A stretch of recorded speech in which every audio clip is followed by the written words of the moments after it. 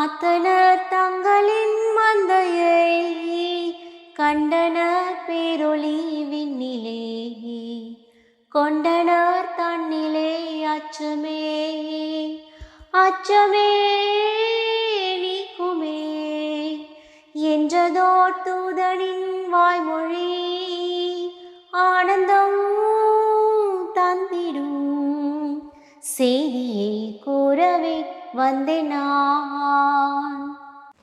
ஆமாங்க, அந்த ராத்திரியில் மேய்ப்பர்கள் வயல்வெளியில் தங்கி மந்தையை காத்து கொண்டிருந்தப்ப கர்த்தருடைய தூதன் அவர்களுக்கு முன்பதாக தோன்றி கர்த்தருடைய மகிமை அவர்களை சுற்றிலும் பிரகாசிச்சப்ப அவங்க மிகவும் பயந்தாங்களாம். அப்போ தேவதூதன் அவர்களை பார்த்து என்ன சொன்னாங்க தெரியுமா? பயப்படாதிருங்கள், இதோ எல்லா ஜனத்துக்கும் மிகுந்த சந்தோஷத்தை உண்டாக்கும் நற்செய்தியை உங்களுக்கு அறிவிக்கிறேன்.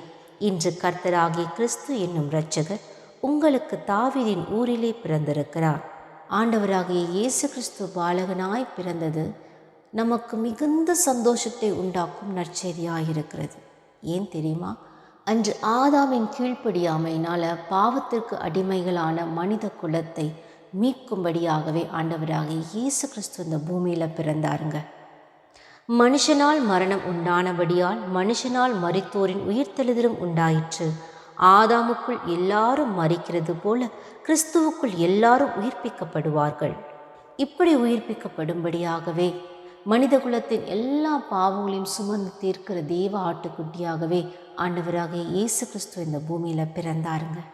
அன்று தேவனோடு கூட இருந்த உறவை ஆதாம் தம்முடைய கீழ்ப்படியாமையினால் இழந்ததை ஆண்டவராகிய இயேசு கிறிஸ்து தம்முடைய கீழ்ப்படிதலினால் மீட்டு கொடுத்திருக்கிறார்.